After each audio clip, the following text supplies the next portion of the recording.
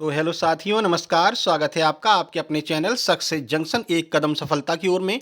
मेरा नाम है अतुल शुक्ला और हम लेकर के आ गए हैं आपके लिए एमपीटेट वर्ग 3 पात्रता परीक्षा 2024 12 नवंबर सेकेंड शिफ्ट का एग्जाम एनालिसिस 100% रियल प्रश्न आपको यहाँ पर मिलने वाले हैं। इसीलिए हमारा वीडियो थोड़ा सा लेट आता है, लेकिन 100% रियल प्रश्न आपके लिए लेकर के आते हैं और इतना डिटेल में आपको कोई भी एनालिसिस नहीं कराएगा।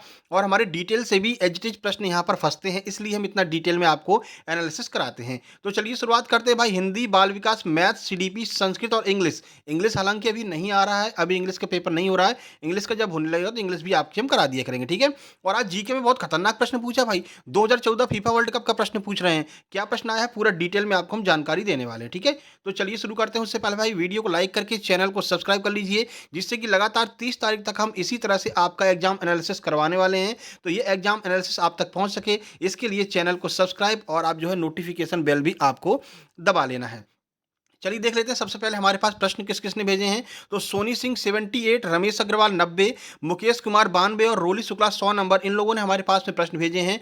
आप सब लोगों को बहुत बहुत धन्यवाद। आप भी अपने प्रश्नों को भेज सकते हैं। नंबर है 7052547003। इस नंबर पर आप अपने प्रश्नों को एग्जाम सेंटर से बाहर निकलने के बाद में भेज सकते हैं। और अब जो आपका पेपर है, पेपर का लेवल थोड़ा सा बढ़ रहा है और वैसे भी सेकंड शिफ्ट में पेपर थोड़ा सा कठिन होता है, लेकिन नॉर्मलाइजेशन में आपको फायदा मिलने वाला है, ठीक है। आज बहुत से लोगों के बहुत कम नंबर आए हैं, 68, 65 और 62 नंबर तक भी लोगों के आए हैं। लास्ट में आपको हम बताएंगे। तो पेपर थोड़ा सा हाई लेवल का है। ऐसे लोग जिन लोगों ने बिल्कुल भी तैयारी नहीं की है, चाहते हैं कि हम क्वालिफाई कर जाएं किसी भी तरह से एग्जाम को, तो आप हमारी पीडीएफ प्राप्त कर सकते हैं, ठीक है। मात्र 15 रुपए आपको जो है सेंड करने हैं और वो पीडीएफ आप लेकर के जा सकते हैं। मतलब आप अच्छे से पढ़ करके अगर आप पीडीएफ को लेकर चले जाएंगे पढ़ करके, तो आप आसानी के साथ में एग्जाम को क्वालिफाई कर जाएंगे। इस फोन पे नंबर पर आपको मात्र 15 रुपए का पेमेंट करना और इसका स्क्रीनशॉट हमारे व्हाट्सएप नंबर 7052547003 पर आपको सेंड कर देना है। ये व्हाट्सएप नंबर दिया गया है, तुरंत आपको पीडीएफ सेंड कर दी जाएगी, ठीक है। और बहुत सारे प्रश्न सीधे हमारी पीडीएफ से देखने को मिल रहे हैं। स्पोर्ट्स वाले प्रश्न, आपके सौरमंडल के प्रश्न, और सौरमंडल का तो ऐसा प्रश्न जो एज इट इज हमने कराया था अपनी पीडीएफ में, सेम टू सेम वैसे का वैसा आपको यहाँ पर देखने को मिला है। कैसे प्रश्न है, आइए आपको पूरी जानकारी हम देने वाले हैं, ठीक है। तो यहाँ पर आपको पीडीएफ में मैथ पेडागोजी मिलेगी, हिंदी पेडागोजी मिलेगी, आपका आपका ईवीएस पूरा मिल जाएगा, ठीक है। सौरमंडल मिल जाएगा, स्पोर्ट्स मिल जाएगा, आपको हमने ओलंपिक वगैरह ये सब कुछ करा रखा है। ये सारी पीडीएफ आपको एक साथ में, इंग्लिश वगैरह की सबकी एक साथ में आपको पीडीएफ सेंड कर दी जाएगी, ठीक है। तो आप जो है इस पर 15 रुपए का मात्र पेमेंट कीजिए और इस नंबर पर आपको स्क्रीनशॉट सेंड कर देना है। चलिए शुरुआत करते हैं भाई। एनवायरनमेंट से अपन इसकी शुरुआत करने वाले हैं। चलिए देखिए, तो पहला प्रश्न ही देख लेते हैं। खतरनाक प्रश्न पूछा है। 2014 विश्व कप ब्राजील में आपका हुआ था, उसमें किसने किसे हराया था। और कुछ लोगों का तो ये भी कहना है कि सर उसमें ये पूछा गया था कि अर्जेंटीना ने मतलब जर्मनी ने अर्जेंटीना को हराया तो कितने गोल से हराया। ऐसा इतना खतरनाक प्रश्न पूछा गया था। खैर हम आपके लिए पूरा एग्जाम डिटेल लेकर के आ गए हैं, तो आपको समझ में आ जाएगा। चलिए देख लेते हैं। देखिए 2014 फीफा वर्ल्ड कप फाइनल 2014 में विश्व कप का अंतिम मैच था, जो राष्ट्रीय फुटबॉल टीमों के बीच फीफा की प्रतियोगिता का 20वां संस्करण था, ठीक है। संस्करण भी आपको याद रखना है। 2014 का जो फीफा वर्ल्ड कप था वो 20वां संस्करण था। यह मैच 13 जुलाई 2014 को ब्राजील के रियो डी जेनेरियो में मराकाना स्टेडियम में खेला गया था और इसमें जर्मनी और अर्जेंटीना के बीच मुकाबला हुआ था। इस आयोजन में मेजबान ब्राजील और 31 अन्य टीमें शामिल थीं। अब इसमें पूछा गया था कि ब्राजील ने किसको हराया था। भाई देखो, ब्राजील आपका इसमें अर्जेंटीना ने हराया था। देखिए ऊपर देख लीजिए, ब्राजील में तो ये हुआ था आपका। जर्मनी ने अर्जेंटीना को हराया था, ठीक है। तो जर्मनी ने, यहाँ पर जर्मनी कर लीजिए, जर्मनी ने अर्जेंटीना को 1-0 से हराया था। अब कुछ लोग कह रहे हैं कि सर गोल पूछा था, तो याद रखिएगा 1-0 से जर्मनी ने अर्जेंटीना को हराया था। और जो पहला वर्ल्ड कप आपका फीफा का था उसको ब्राजील ने ही जीता था, ठीक है। तो फीफा वर्ल्ड कप से इतना डिटेल में पूछ लिया, इतना अंदर घुस के पूछ लिया है। चलिए आगे बढ़ लेते हैं, अगला देखते हैं। कपास की खेती के लिए सर्वाधिक उपयुक्त मिट्टी कौन सी है। ये हमने अपने पीडीएफ में करा रखा है और वही डिटेल सीधा से सीधा प्रश्न वही आ गया है। तो काली मिट्टी जो है कपास की खेती के लिए सर्वाधिक उपयुक्त मिट्टी होती है। हमने सब कुछ आपको बताया था, गन्ना की खेती के लिए अच्छी रहती है, कपास की खेती के लिए अच्छी रहती है। तो चलिए पूरी जानकारी इस प्रश्न के बारे में देख लेते हैं, क्योंकि अगर ये मिट्टियों में गया है तो भाई अच्छे खासे प्रश्न मिट्टियों से आगे भी शिफ्ट में पूछे जाने वाले हैं। देखिए, तो कपास की खेती के लिए सबसे उपयुक्त कौन सी मिट्टी है। काली मिट्टी। काली मिट्टी में चिकनी मिट्टी की मात्रा ज़्यादा होती है, इसमें पानी रोकने की अच्छी क्षमता होती है, जल धारण करने की क्षमता, ये भी प्रश्न बनता है, जल धारण करने की क्षमता सर्वाधिक कौन सी मिट्टी में होती है। तो काली मिट्टी में जल धारण करने की क्षमता सर्वाधिक होती है। ठीक है, आगे देखिए, इसमें कैल्शियम और मैग्नीशियम कार्बोनेट का अनुपात ज़्यादा होता है। ये प्रश्न बनेगा कि काली मिट्टी में कौन-कौन सा पाया जाता है तत्व? तो कैल्शियम और मैग्नीशियम कार्बोनेट पाया जाता है। इसमें ह्यूमरस की मात्रा ज़्यादा होती है। काली मिट्टी को रेगुर मिट्टी कहते हैं। बहुत महत्वपूर्ण ये फैक्ट है, याद रखिएगा। ठीक है, इसीलिए आपको डिटेल में हम एनालिसिस करा रहे हैं, क्योंकि यहाँ से प्रश्न बन सकते हैं आगे। काली मिट्टी को ज्वालामुखी मिट्टी भी कहते हैं, क्योंकि यह ज्वालामुखी के उससे टूटने-फूटने से बनी रहती है। काली मिट्टी में एल्यूमीनियम, मैग्नीशियम, लाइमस्टोन, कैल्शियम और आयरन जैसी धातुएँ होती हैं। काली मिट्टी में फास्फोरस, पोटेशियम, नाइट्रोजन और कार्बनिक पदार्थ कम होते हैं। काली मिट्टी मुख्य रूप से कहाँ-कहाँ पाई जाती है, ये भी आपसे पूछा जा सकता है। तो महाराष्ट्र, गुजरात, मध्य प्रदेश, आंध्र प्रदेश और कर्नाटक के कुछ हिस्सों में काली मिट्टी पाई जाती है। मूँगफली और आपकी कपास की खेती के लिए यह जो है उपयुक्त मानी जाती है। भारत में कपास की खेती मुख्य रूप से महाराष्ट्र, गुजरात और आंध्र प्रदेश में की जाती है। ये भी आपको याद रखना है। तो काली मिट्टी के बारे में ये महत्वपूर्ण फैक्ट थे, अच्छे से करके जाइए। काली मिट्टी आपकी रिपीट होगी, अलग-अलग जो है रूप लेकर के आपके सामने काली मिट्टी आने वाली है। चलिए भाई, अगला देखते हैं। नाभिक सैटेलाइट से प्रश्न पूछा गया था, नाभिक सैटेलाइट का कार्य क्या था? और बहुत सारे ऑप्शन दिए गए थे उसमें। तो नाभिक सैटेलाइट का क्या-क्या कार्य था, कौन-कौन से ऑप्शन आ सकते हैं, वो सारा चलिए हम यहाँ पर देख लेते हैं, ठीक है? अब आंसर तो सही पता नहीं कि क्या पूछा गया था, लेकिन ये बताया है अभ्यर्थी ने कि सर नाभिक सैटेलाइट के कार्य से प्रश्न आया था। तो चलिए नाभिक सैटेलाइट के बारे में कुछ महत्वपूर्ण जानकारी देख लेते हैं। देखिए, तो भारतीय क्षेत्रीय नौवहन उपग्रह प्रणाली, ये नाभिक का फुल फॉर्म हो जाएगा भारतीय क्षेत्रीय नौवहन उपग्रह प्रणाली। आगे पूछा जा सकता है, फुल फॉर्म तो याद रखिएगा। अब देखिए, नाविक सैटेलाइट का इस्तेमाल मानचित्र तैयार करने में होता है। ये और एक ऑप्शन में दिया गया था कि ऑप्शन नंबर ये था कि इसका जो उपयोग है वो मानचित्र तैयार करने में होता है, भूगर्भीय आंकड़े जुटाने में होता है। इनमें से कोई नहीं, एक और दो, दोनों, इस तरह का प्रश्न आया था। तो चलिए पूरा देख लेते हैं। ठीक है, भूगणितीय आंकड़े जुटाने में, समय का सटीक पता लगाने में और नौवहन की जानकारी देने के लिए नाविक सैटेलाइट का यूज किया जाता है। नाविक सैटेलाइट का इस्तेमाल आपदा प्रबंधन, वाहनों का पता लगाने और समुद्री नौवहन में मदद करने के लिए भी किया जाता है। नाविक सैटेलाइट का इस्तेमाल मोबाइल फोन के साथ एकीकृत किया जा सकता है। नाविक सैटेलाइट का इस्तेमाल सटीक समय निर्धारण के लिए भी किया जाता है। तो ये कुछ महत्वपूर्ण फैक्ट हैं जो नाविक सैटेलाइट से जुड़े हुए हैं, क्योंकि नाविक से प्रश्न आगे भी बन सकता है। देखिए, नाविक सैटेलाइट का इस्तेमाल परिवहन, स्थलीय, हवाई और समुद्री तीनों जगह के लिए इसका उपयोग किया जाता है। नाविक सैटेलाइट का इस्तेमाल व्यक्तिगत गतिशीलता और संसाधन निगरानी के लिए भी किया जाता है। तो ये कुछ प्रमुख कार्य हैं नाविक सैटेलाइट के, याद रखिएगा, ये आगे आ सकते हैं। अगला देखिए, अगला पूछा था पृथ्वी का सबसे निकटतम ग्रह। ये हमने अपनी पीडीएफ में करा रखा है। आपसे बोला भी था कि भाई आप लोग कंफ्यूज हो गए मंगल और शुक्र में, लेकिन याद रखना शुक्र ग्रह जो है वो पृथ्वी का सबसे निकटतम ग्रह है। ठीक है, अब कुछ लोगों ने कहा सर उपग्रह पूछा था, तो भाई पृथ्वी के सबसे निकटतम उपग्रह कौन सा हो जाएगा? अपना चंदा मामा एक ही तो उपग्रह है पृथ्वी का। ठीक है, तो लेकिन ग्रह पूछा होगा, क्योंकि हमने अपने पीडीएफ में भी कराया था, तो यही प्रश्न एज इट इज आया है। ठीक है, देखिए, तो पृथ्वी का सबसे नजदीकी ग्रह कौन सा है? तो वो आपका शुक्र ग्रह है। देखिए, शुक्र ग्रह पृथ्वी से सबसे नजदीक दूरी पर है। शुक्र ग्रह को पृथ्वी की बहन भी कहा जाता है। ये प्रश्न पूछे जाएंगे, ये सारे फैक्ट आपको आगे देखने को मिलने वाले हैं। शुक्र और पृथ्वी का आकार गुरुत्वाकर्षण में काफी मिलते जुलते हैं, इसलिए इसको जो है पृथ्वी की बहन कहते हैं। शुक्र ग्रह सौरमंडल का सबसे चमकीला ग्रह है। इसे भोर का तारा, सांझ का तारा भी कहते हैं। इसका एक नाम वेनिस भी है, जो एक देवी के नाम पर रखा गया, ये भी आपको देख लेना है। शुक्र ग्रह ग्रीन हाउस प्रभाव के कारण सौरमंडल का सबसे गर्म ग्रह है, ये भी आपको हमने करा रखा है। ये भी आपको देख करके जाना, पूछा जा सकता है सबसे गर्म ग्रह कौन सा है, तो शुक्र ग्रह है। ठीक है, और शुक्र ग्रह 4 स्थलीय ग्रहों में सबसे घने वातावरण वाला ग्रह भी है आपका शुक्र ग्रह, इस वजह से यहाँ पर गर्मी ज़्यादा होती है। मंगल ग्रह जो है वो आपका लाल ग्रह है, मंगल ग्रह को लाल ग्रह कहते हैं। ये भी आपके पृथ्वी के पास में है, लेकिन शुक्र से थोड़ा सा दूर है। ठीक है ना, तो मंगल ग्रह को आप लाल ग्रह कहते हैं, क्यों? क्योंकि आयरन ऑक्साइड में पाया जाता है। कल वाली शिफ्ट में मंगल ग्रह से प्रश्न आया था, तो हमारी सौरमंडल वाली पीडीएफ प्राप्त कर लेना। सारी पीडीएफ एक साथ में भेज देंगे, तो सौरमंडल और स्पोर्ट्स वाली पीडीएफ अच्छे से पढ़ करके जाइए, वहाँ से प्रश्न बन रहे हैं। अगला देखिए, कौन सी मिट्टी पानी पड़ने के बाद में चिपचिपी हो जाती है? तो इसमें 2 ऑप्शन आ सकते हैं, या तो दोमट मिट्टी, चिकनी मिट्टी दी गई होगी, या फिर काली मिट्टी दी गई होगी। अब ऑप्शन उसने नहीं बताया, लेकिन भाई पानी पड़ने के बाद में ये दोनों मिट्टियाँ जो हैं अधिक चिपचिपी हो जाती हैं, तो दोनों मिट्टी के बारे में देख लेते हैं। वैसे आंसर दोमट मिट्टी या फिर चिकनी मिट्टी होगा।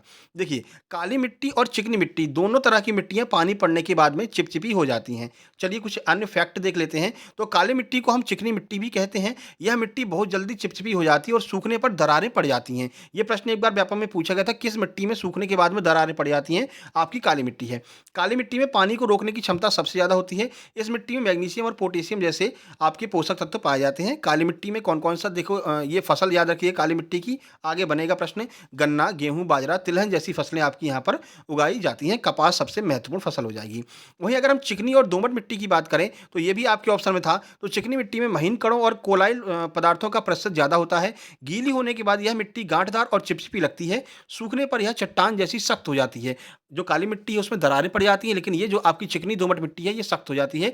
चिकनी मिट्टी में पानी जमा होने की वजह से इसमें पौधे नहीं उग पाते हैं। ये भी आपको याद रखना प्रश्न बन सकता है कि किसमें पौधे नहीं उगते हैं, तो चिकनी दोमट मिट्टी में पौधे नहीं उगते हैं। ठीक है? चलिए आगे बढ़ लेते हैं। क्वेश्चन नंबर 6, भारत में शिक्षा नीति कब लागू हुई थी? ये प्रश्न उसने भेजा था, पर ये ऑप्शन नहीं बताया था कि कौन-सी वाली पूछी थी, पहली, दूसरी या तीसरी। आइए हम पूरा तीनों को यहाँ पर कवर कर लेते हैं, ठीक है? तो ये ऑप्शन आप भूल जाइए क्योंकि ऑप्शन उसमें दिया नहीं था, ऑप्शन वो बता नहीं पाया था। चलिए, भारत में शिक्षा नीतियाँ इस प्रकार लागू हुई हैं, कौन-कौन सी नीति कब-कब लागू हुई है, आइए देख लेते हैं, आगे यहाँ से प्रश्न बनेगा।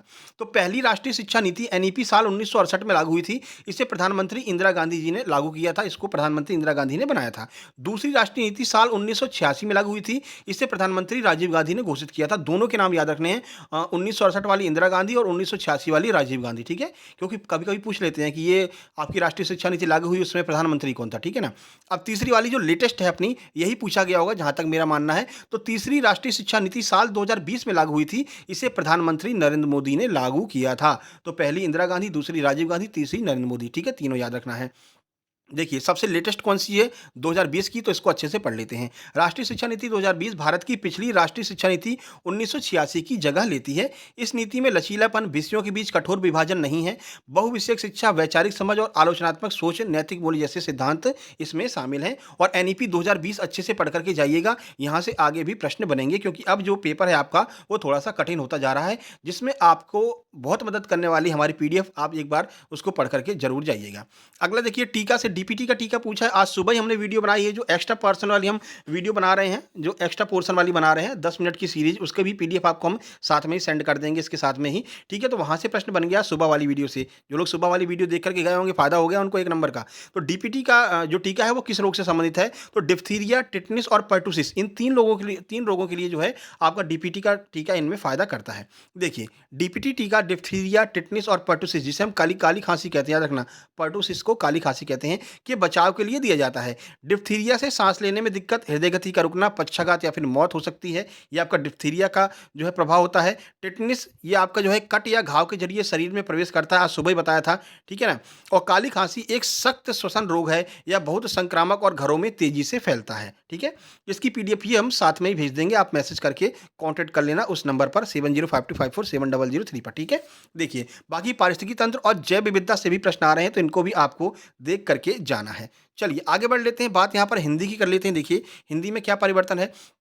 तो हिंदी में यहाँ पर बताया जा रहा है, हिंदी के जो प्रश्न हैं वो ज़्यादातर गद्यांश और पद्यांश से ही पूछे जा रहे हैं, ठीक है ना? लगभग 15 नंबर जो है गद्यांश पद्यांश कवर कर रहा है, और इसी में आपका जो है क्या-क्या अन्य चीज़ें पूछ ले रहे हैं, आइए देख लेते हैं। समास एक प्रश्न आपका, संधि का एक प्रश्न प्रत्यय का, मातृभाषा से रिलेटेड जो है पेडागॉजी में प्रश्न पूछे जा रहे हैं। तो हिंदी पेडागॉजी वाली पीडीएफ में हमने अपना मातृभाषा पूरा पढ़ा रखा है, उसको आप लोग देख लेना, ठीक है?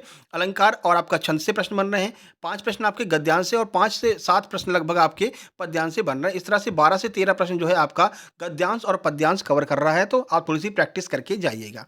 चलिए, बाकी एक प्रश्न आपका विलोम का बन रहा है, और पेडागॉजी आपकी जो है वो हिंदी पेडागॉजी की जो पीडीएफ हमने बना रखी है, 2 पीडीएफ में हमने हिंदी पेडागॉजी कराई है, वो दोनों पीडीएफ आप प्राप्त कर लेना, उससे बाहर हिंदी पेडागॉजी नहीं जाने वाली है। वैसे ही प्रश्न आ रहे हैं, ठीक है ना? और थोड़े से प्रश्न जो हैं वो लेंथी आ रहे हैं, साथ ही साथ में जो गद्य और पद्य हैं वो 2-2 पेज के आ रहे हैं, यानी कि आपको स्क्रॉल करना पड़ रहा है, नीचे आना पड़ रहा है, स्क्रीन में नीचे आना पड़ रहा है, ठीक है? तो थोड़ी-सी आप इसकी प्रैक्टिस करके जाइएगा, और हो सके तो हिंदी की गद्य पद्य जो हैं उसको लास्ट में ही कीजिएगा, ठीक है? क्योंकि यहाँ पर बहुत टाइम कंज्यूमिंग ये गद्य पद्य हैं, ठीक है ना? बड़े-बड़े आपके गद्यांश और पद्यांश बड़े-बड़े आ रहे हैं, जो 2-2 स्क्रीन में आपको ऊपर-नीचे करना पड़ रहा है, 10 से 12 मिनट इसमें चला जाता है, ऐसा बताया गया है। चलिए, बाल विकास में बात करते हैं, तो गैने महोदय का सिद्धांत, आज गैने भी यहाँ पर आ गए हैं, अभी तक गैने से प्रश्न नहीं पूछा गया था, आज गैने से प्रश्न बाल विकास से पूछा है, और व्यक्तिवृत्ति क्रियाएँ जो हैं वो यहाँ पर आज पूछी गई हैं। जीन पियाजे के प्रश्न लगातार पूछे जा रहे हैं, 2 से 3 प्रश्न जीन पियाजे के, उसके बाद में वाइगॉस्की और गिलफोर्ड भी आज आ गए हैं भैया, अभी तक गिलफोर्ड से नहीं प्रश्न था, आज की शिफ्ट में सेकंड शिफ्ट में गिलफोर्ड भी पूछा गया है। तो जो सेकंड शिफ्ट वाले हैं उनके लिए थोड़ी-सी यहाँ पर कह सकते हैं मॉडरेट लेवल का पेपर बनाया जा रहा है, ठीक है? तो उसको आप देख करके जाइएगा, आपको जो हमारी पीडीएफ है वो आपकी मदद करेगी भाई, सेकंड शिफ्ट वाले स्पेशली। बाकी थानेडाइक से 2 प्रश्न हैं, विकास का सिद्धांत से लगातार प्रश्न बन रहे हैं, ठीक है?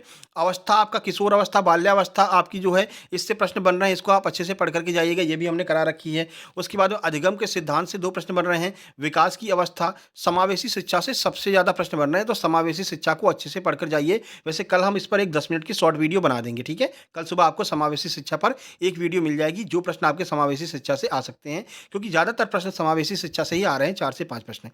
अगला देखिए, पिछले बालक और विकलांग बालक से भी एक-एक प्रश्न आ रहा है और पावलोव महोदय के भी आपका एक प्रश्न आज बाल विकास में देखने को मिला है। चलिए बात करते हैं संस्कृत की, तो संस्कृत में भी वही हिंदी वाला पूरा पैटर्न है। पैराग्राफ से 15 प्रश्न लगभग पैराग्राफ के आ रहे हैं और यहाँ पर भी जो पैराग्राफ है वो भी आपके बड़े-बड़े पैराग्राफ आ रहे हैं, ठीक है? और जो गद्य खंड है आपका वो छोटा-सा दे रखा है, 4 से 5 लाइन का श्लोक दे रखा है और उसी में आपकी व्याकरण पूछी जा रही है, इसी के अंदर, इसी श्लोक के अंदर। तो ये आप थोड़ी-सी देख कर के जाइएगा। लकार से 1 से 2 प्रश्न हर शिफ्ट में पूछे जा रहे हैं। एक प्रश्न आपका विभक्ति का है। पेडागोजी हमने आपको बता दी है, लगभग 12 से 15 नंबर की पेडागोजी आ रही है और उसके बाद में संधि के 1 से 2 प्रश्न हैं और आपका श्लोक पूछे जा रहे हैं, समास, और इसमें भी वाइगोत्स्की महोदय यहाँ पर भी उपलब्ध हैं। वाइगोत्स्की और पियाजे, इनके जो सिद्धांत हैं वो आपके संस्कृत में भी पूछे जा रहे हैं, ठीक है? और एक बात और आपको बता दें, संस्कृत की पीडीएफ हमारे पास में नहीं है क्योंकि हमारे पास में संस्कृत का कोई टीचर नहीं था, ठीक है? तो संस्कृत की पीडीएफ नहीं है, बाकी सारे पीडीएफ उपलब्ध हैं। बाकी सारे भी आप पढ़ कर के चले जाएँगे तो 90 के आस-पास स्कोर आप आराम से कर जाएँगे, ठीक है ना? फिर नॉर्मलाइज़ेशन तो होना ही है सेकंड शिफ्ट में, ये भी आपको याद रखना है। चलिए आगे बढ़ लेते हैं। अगला देखिए, मैथ की बात कर लेते हैं। मैथ के कुछ सवाल मिल गए हैं, देख लीजिए। अनुपात के 3 से 4 प्रश्न तो हर शिफ्ट में पूछे जा रहे हैं, रेशियो और समानुपात अनुपात के। और एक प्रश्न देखिए, ₹2 और 40 पैसे में क्या रेशियो होगा, ये प्रश्न आया था। आप लोग आसानी के साथ में कैलकुलेट कर सकते हैं। और यहाँ पर जो पेडागोजी है वो भी अपनी मैथ पेडागोजी के बाहर नहीं जा रही भैया। 100 से 150 प्रश्न हमने मैथ पेडागोजी के करा रखे हैं, वो भी आपको पीडीएफ मिल जाएगी मैथ पेडागोजी की। उससे बाहर एक भी प्रश्न आपका पेडागोजी का नहीं जा रहा है। तो अगर जिसको भी गणित में दिक्कत है भैया, पेडागोजी ही पढ़ ले जाओ, तो पेडागोजी ही आपको 10 से 12 नंबर तो पेडागोजी ही आपको दिला देगी, ठीक है? चलिए, उसके बाद में समकोण त्रिभुज में दिया गया था कि 2 भुजाएँ हैं, समकोण त्रिभुज की 2 भुजाएँ हैं, 1:3 दिया गया था और जिसमें एक भुजा की लंबाई वो 30 मीटर है। तो बताइए बाकी की दोनों भुजा की लंबाई क्या होगी या फिर बाकी की दोनों भुजाओं में क्या रेशियो होगा? इस तरह का कुछ प्रश्न बना था, जो है एक विद्यार्थी ने भेजा है। अगला था, एक व्यक्ति सुबह 6 बजे अपने घर की ओर रवाना होता है और रात में 22:40 पर पहुँचता है। उसने कितने समय में टोटल ये दूरी जो है वो कितने समय में तय की? यानी कि कुल मिलाकर के ये बड़ा-सा प्रश्न आपको सिर्फ़ इतना बता रहा था कि सुबह के 6 बजे से लेकर के शाम को 10:40 तक कुल कितने घंटे हो जाएँगे, कुल कितने घंटे और मिनट हो जाएगा? ऐसा प्रश्न भी आपका पूछा जा रहा है कंपैरिज़न वाला, इसको अच्छे से कर के जाना, ठीक है? बाकी लाभ-हानि के प्रश्न भी आने लगे हैं, 1 से 2 प्रश्न आपके लाभ-हानि के हैं। गणित शिक्षण एवं अधिगम विधियाँ जो हैं, ये हमने पेडागोजी में करा रखा है, तो ये आप देख लेना पीडीएफ में। उसके बाद में चतुर्भुज का एक प्रश्न आपका पूछा गया है, ठीक है? सुबह भी चतुर्भुज से प्रश्न आया था, रोम्बस का। आयु के 2 से 3 प्रश्न आयु के आ रहे हैं, बॉड मास के 2 प्रश्न और चिन्ह परिवर्तन। सबसे ज़्यादा परेशान जो है वो चिन्ह परिवर्तन ही कर रहा है यहाँ पर। प्लस, माइनस, गुणा, भाग, इनको आपस में इंटरचेंज करके और संख्याओं को आपस में इंटरचेंज करके आपसे जो है क्वेश्चन दिए जा रहे हैं और 3 से 4 प्रश्न इसके आ रहे हैं। अच्छे से प्रैक्टिस करके जाइएगा। ये चिन्ह परिवर्तन वाले आपका रीजनिंग वाला एक पोर्शन कह सकते हैं, यहाँ पर ऐड कर दिया गया है। उसके बाद में भिन्न से भी प्रश्न बन रहे हैं, 2 से 3 प्रश्न और समचतुर्भुज और चतुर्भुज से प्रश्न बन रहे हैं, ठीक है? तो मेंसुरेशन और आपका समचतुर्भुज वगैरह, इनसे ज्योमेट्री से लगभग 5 से 6 प्रश्न आपके यहाँ से आ रहे हैं, तो इनको आप थोड़ा-सा करके जाइएगा। बाकी भाई इस शिफ्ट में इंग्लिश वालों का पेपर नहीं था, अगर किसी का हो तो भाई मैसेज करना, ठीक है ना? हमको तो किसी ने मैसेज किया नहीं कि इंग्लिश का पेपर जो है, इंग्लिश का पेपर इस शिफ्ट में नहीं था। बाकी नंबर देख लेते हैं, नंबर थोड़े से यहाँ पर कम आए हैं सेकंड शिफ्ट में। क्यों कम आए हैं? आपको हमने रीज़न बता दिया है। 95, 72, 87, 75, 89, 67 और 97 तक भी नंबर यहाँ पर आए हैं और 100 का स्कोर बहुत कम लोगों ने टच किया है क्योंकि सेकंड शिफ्ट थोड़ी-सी आपकी मॉडरेट लेवल की शिफ्ट रही है। बाकी पीडीएफ वालों के लिए बता दें भाई, इस तरह से आपको यहाँ पर कुछ नहीं करना है, एक स्क्रीनशॉट इसका खींच लेना और जैसे ही आप अपने व्हाट्सएप में इसको जो है अपलोड करेंगे, तुरंत आपके सामने डिटेल आ जाएगी। वहीं से आप पेमेंट करके ₹15 का आप ये पीडीएफ प्राप्त कर सकते हैं। इस पर पेमेंट ₹15 का कर दीजिए, उसके बाद में उसकी स्क्रीनशॉट खींच करके इस नंबर पर भेज दीजिए 7052547003। तुरंत की तुरंत आपको पीडीएफ सेंड कर दी जाएगी। थोड़ा-सा लेट अगर हो तो परेशान नहीं होना, सबकी पीडीएफ सेंड की जाती है और जब एग्जाम एनालिसिस की वीडियो बनती रहती है उस समय व्हाट्सएप बंद कर दिया जाता है क्योंकि एग्जाम एनालिसिस चलता रहता है और रात को 10 बजे के बाद में भी व्हाट्सएप बंद कर दिया जाता है। तो बिल्कुल भी परेशान नहीं होना, सबकी पीडीएफ जो है टाइम पर पहुंच जाएगी और जो पेमेंट वाला दिक्कत आ रही थी अब नहीं आएगी भैया। अब ये पेमेंट आपका गेटवे तैयार हो गया है, यहाँ पर आप कभी भी कितने भी पेमेंट कर सकते हैं, कोई दिक्कत नहीं है। तो ₹15 की पेमेंट करके आप लोग पीडीएफ जरूर प्राप्त कर लीजिएगा, जिससे कि आप लोगों को थोड़ी सी यहाँ पर हेल्प मिल सके और कम से कम आप एग्जाम को क्वालिफाई तो कर जाएं। देखिए पीडीएफ से आप अच्छे नंबर, बहुत ज़्यादा अच्छे नंबर नहीं ला पाएंगे, 120 या फिर 130 नंबर, ठीक है, लेकिन 90 के आसपास पहुंच जाएंगे और 90 प्लस स्कोर ही आपको पार करा देगी आपकी नैया और आप आराम से क्वालिफाई कर जाएंगे, ठीक है। चलिए फिर मिलते हैं एक नई वीडियो में। कल सुबह हम फिर से एग्जाम एनालिसिस लेकर के आएंगे। उससे पहले समावेशी कक्षा की क्लास हम लेकर के आएंगे क्योंकि वो आपकी बहुत मदद करेगी। 3 से 4 प्रश्न जो है समावेशी जो है कक्षा से आपके पूछे जा रहे हैं, समावेशी शिक्षा से पूछे जा रहे हैं। तो कल सुबह 10 मिनट वाली वीडियो में हम समावेशी शिक्षा को कराएंगे और आज सुबह हमने वैक्सीन वाली वीडियो करा रखी है और सप्ताह वाली करा रखी है और देखिए देखिए आज वैक्सीन वाले से ही एक प्रश्न आ गया, ठीक है? उसकी पीडीएफ भी हम साथ में ही आपको दे देंगे। बाकी ये जो आपका एग्ज़ाम एनालिसिस की पीडीएफ है, ये आपको टेलीग्राम चैनल पर मिल जाएगी। सक्सेस जंक्शन लाइव के नाम से टेलीग्राम चैनल है, उसको आप जॉइन कर लेना। 1 दिन बाद ये पीडीएफ जो है टेलीग्राम पर पहुँच जाती है, तो वहाँ पर आपको मिल जाएगी, आप लोग इसको डाउनलोड कर लेना, ठीक है? चलिए इसको शेयर कर दीजिए सभी दोस्तों के पास में। फिर मिलते हैं कल सुबह वाली वीडियो में, तब तक के लिए नमस्कार, धन्यवाद।